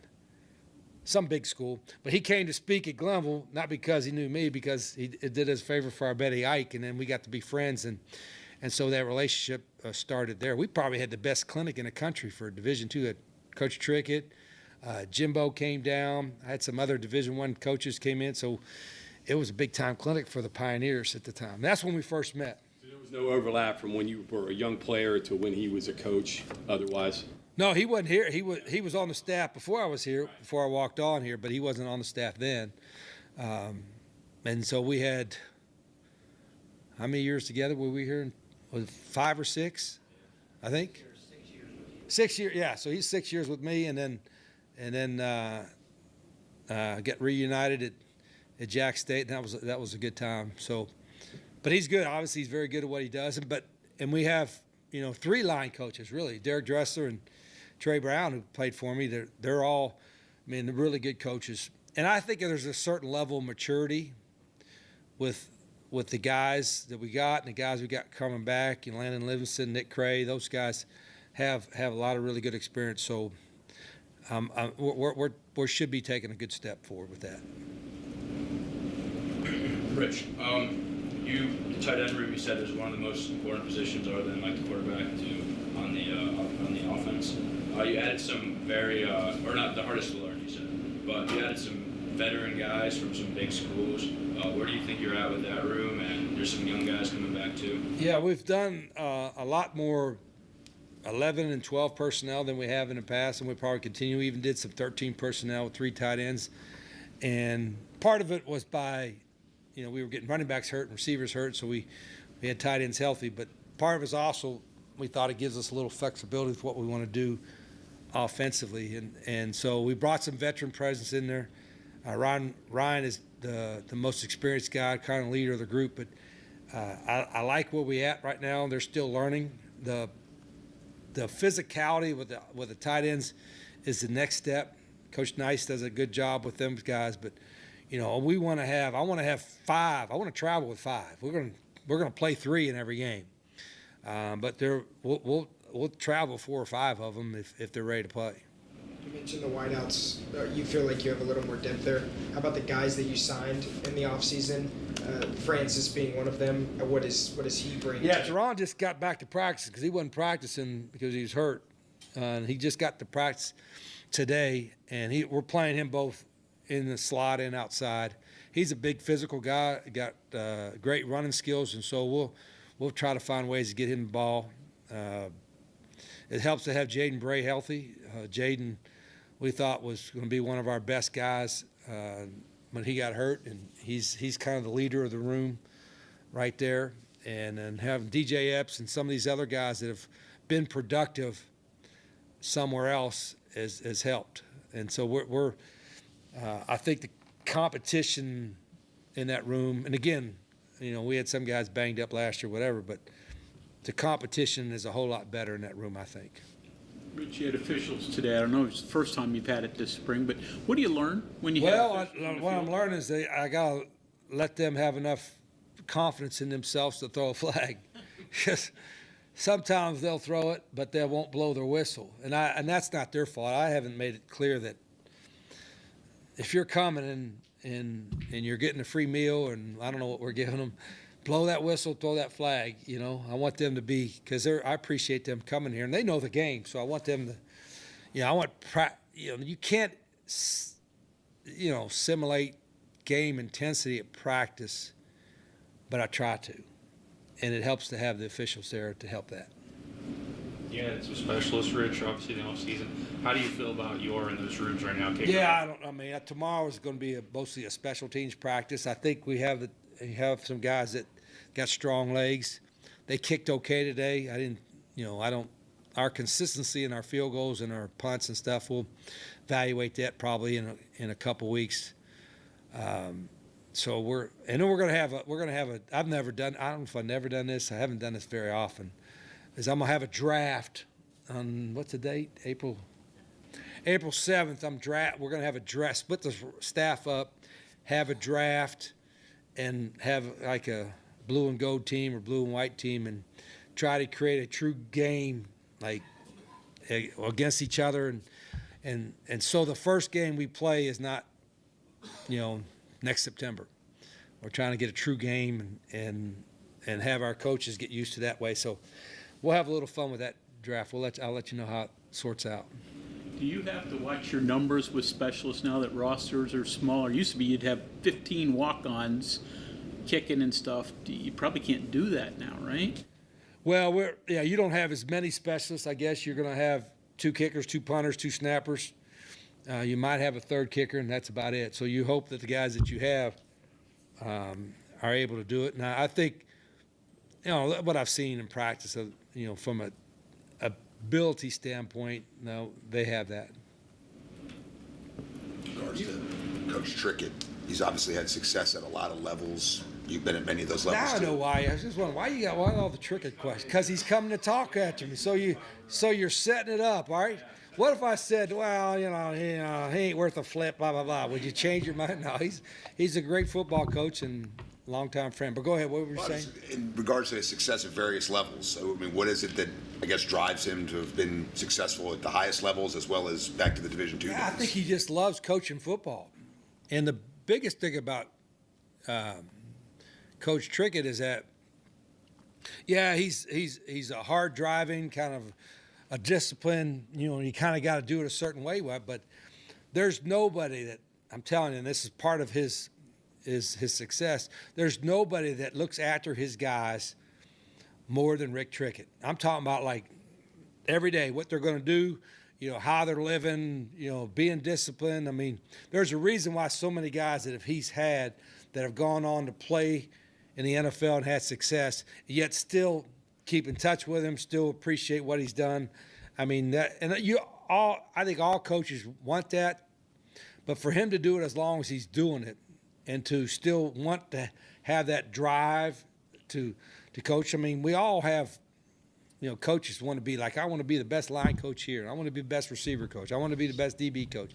Well, they all say that, but do they truly take the steps and have proven that over the years? It helps to have a couple old dudes in here with gray hair. I got a lot of really good young coaches, but I'm an old guy now. Imagine that, I'm an old guy, Mike. I was a young guy, Mike and Mike. I'm an old guy now. Trick's an old guy now. Who else is an old guy? You two, yeah, these two, Mike and Mike and other Mike. And probably Deke. No, Deke's not really that old. Yeah, Chris is 10 years younger. Yeah, Chris Herring. So there's not many. I got a lot of good young guys, but it's good to have some gray hair in the room. You know what I mean? Rich, going back to the offensive linemen, the running backs, I mean, you said you want, looking for improvement in both, obviously, but can the running backs help the line look better just by making hell guys yeah, miss? I mean, make somebody looking back miss. at your best backfields, it seemed like that was a big The only issue it's not an issue, but sometimes I forget, the only guy who really played is Cam, and you could tell that in practice today.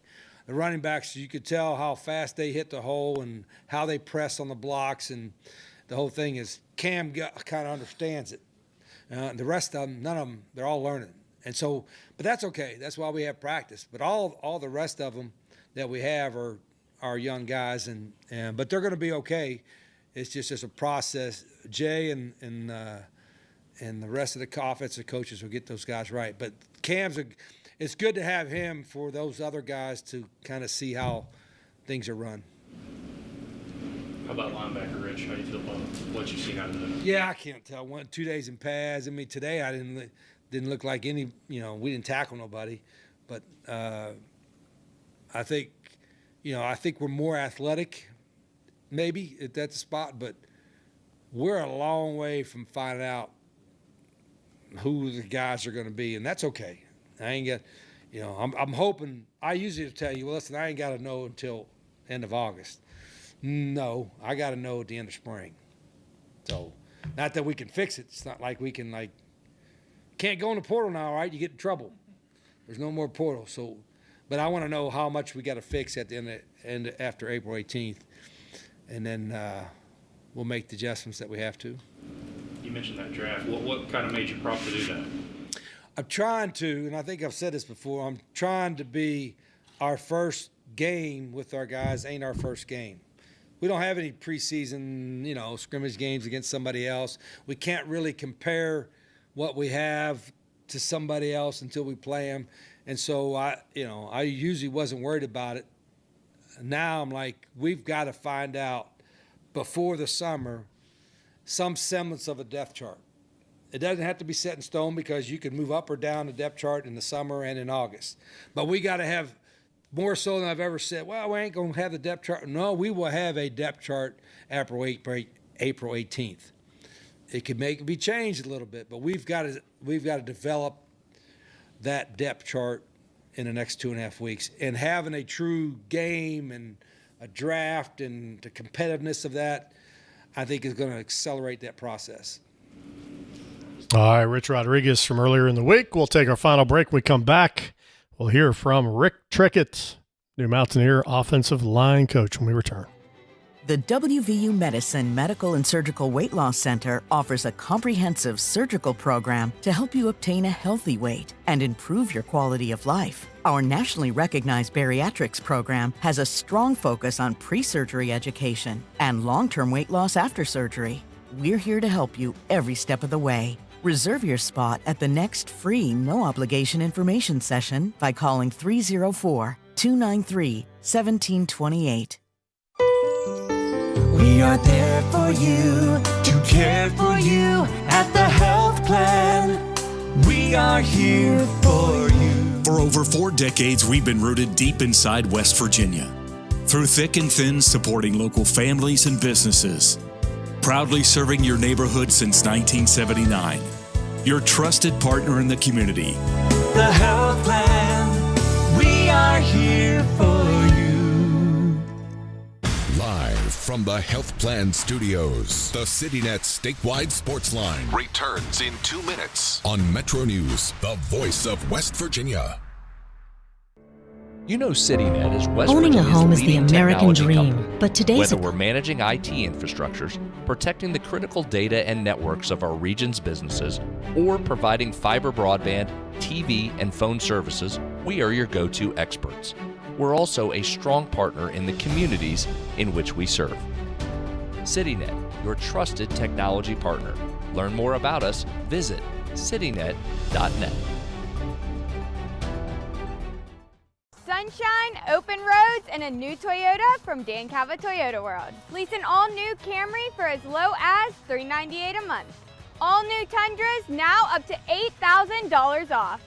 All new Tacomas now up to $4,500 off or lease as low as $399 a month. $7,500 off the new BZ or 0% financing for 72 months. We've got a Toyota for you at Dan Cava Toyota World in Fairmont. Shop the world. We're Panhandle Cleaning and Restoration, and we're gonna save you. We've got it down to a science, an absolute state of art. We do it all, restoration, cleaning, and reconstruction. When disaster strikes, just pick up the phone. We're Panhandle Cleaning and Restoration, and we're gonna save you. Stay connected to what's happening today in West Virginia. What about this and what about that? And it just went back and forth. And I was just the guy reading the text. Okay, so what's your take on the whole thing? Well, now you just get me fired up. Now you just So get I'm me gonna turn on. I'm gonna run down to Wendy's and grab a burger, and I'll be back. Join Dave Allen weekdays for midday on Metro News Television.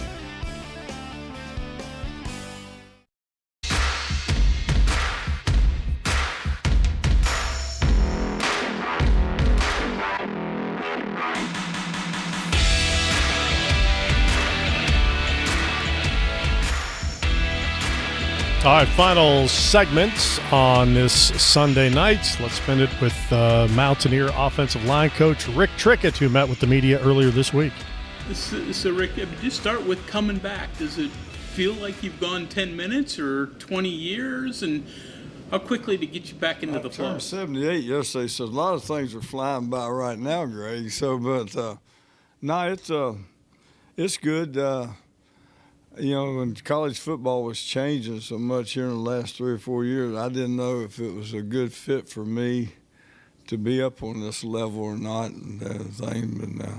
And I really enjoyed, the 3 years I was there with Coach Rodriguez at Jack State, and I really liked Jack State. I mean, I had a great time there and great people and stuff. So, but I'm from West Virginia and just felt like after talking with Coach, I felt like, we need to come back and get this thing right. What is it like coming back, not only here, but you get to coach with 2 of your sons, and you got to coach with Clint last season, but what's it like? Well, that's not everything it's all cracked up to be. They had to separate me and Clint about 3 or 4 times last year and stuff, so, but Trav's a little different personality. But it's fun. It's not bad. I enjoy it. I just come to work and do my job. If they're involved with something I'm doing, then I have it. Like Clint, he was the offensive coordinator, so he thought he was my boss last year. That didn't fly. So Charlie made me assistant head coach so I could tell him,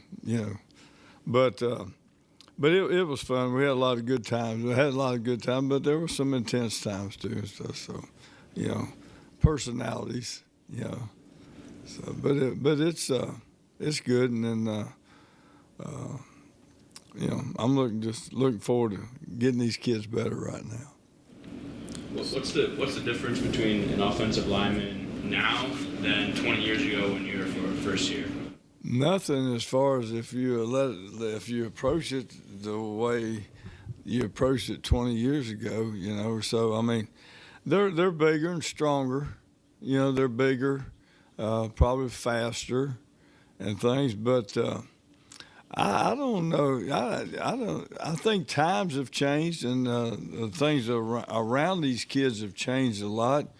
But all the competitors and the good kids that want to be great and want to play hard and do that, I don't see any difference. Matter of fact, some of these guys are more hungry right now, and I haven't changed from then to now. I've altered a few things and stuff, but I'm still going to demand them out of them what we demanded out of them in the past.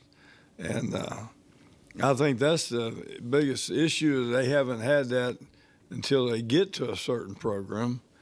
And then, but, if they really love football and they want to play football, most of them, the cream will come to the top. You mentioned the game has changed. Is there a willing or just a desire to make a difference in players? Is that still big with you? My whole thing's about taking a kid that couldn't do this or couldn't do that, and I coached him, and then all of a sudden I see it. I see it being done. And I just love coaching. I mean, hell, I've coached after Florida State. I went to Glenville State just to coach for 3 years, and then I went to Jacksonville State. And I mean, I was at Auburn, and Terry quit, and there wasn't many jobs in '96, I think, or '97. One of them years in there, or '99 maybe, and there wasn't many jobs. And hell, I went from assistant head coach at Auburn to coach at Glenville, and then went to assistant head coach at LSU, all within about 8 months. So I'm just going to coach. You know, if I had to go over and coach, you know, St. Francis Catholic, I'd go over and coach him. I mean, I just love coaching. You got it backwards. You went to the cold weather instead of the warm weather. Yeah, well, I got initiated on that winter up here this year now. I had my truck. I cleaned my truck down in Jack State, had it all waxed up and everything. I rode up here and went up to visit my brother in Preston County, and, man, I got up there and, whew, couldn't even recognize it. But, yeah, I got initiated on the cold weather again, but that's not bad. I like the seasons. I like 4 seasons. What is it about Rich's offense that's unique compared to others? Is it anything, or is it just we got to do it better than others? I think with the tempo and the things that he has designed and execution, I think execution is big. And I know it's big with him, and it's big for me, but I think that nowadays, I don't know if kids can go at a certain pace. You know, we would wear people down at Jack State, and we'll wear them down next year, and we'll wear them down because the players would come out of the game and tell us, hey, they're done, you know. And but I think when you spread the field, you can spread the field wide-wise, and then we go vertical, and then you still got he's always been successful. You know, when you can really run the football, and that's anybody. If you can run the football, we can do anything we want to do. We can throw screens, we can throw drop back, we can do whatever. If you can't run the ball, long day in bedrock, man, I'm telling you now. I mean, you know, it's when they know you can't run the football, they're going to tee up and come after you. All right, Mountaineer line coach Rick Trickett. Nobody better. He's the best. I mean, really, it's we had this when Rich came back. It's kind of like, you know, just unbelievable. But you get that again. That throwback when you hear Rick Trickett at the mic. Yeah. Now, hopefully his line can develop like the line he had his first go. Well, yeah. I guess technically that was his second go round at West Virginia when he and Rich teamed together in the early 2000s. So he's obviously proven himself time and again. But he's a fun interview. There's no doubt about that. Always was. Always will be. Yep. Just surreal again. Yep.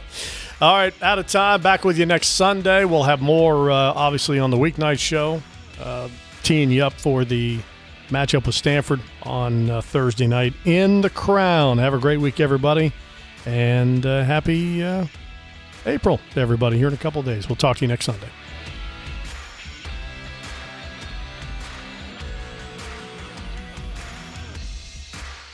From the Health Plan Studios, the CityNet statewide Sportsline is an exclusive production of the Metro News Radio Network. All rights reserved.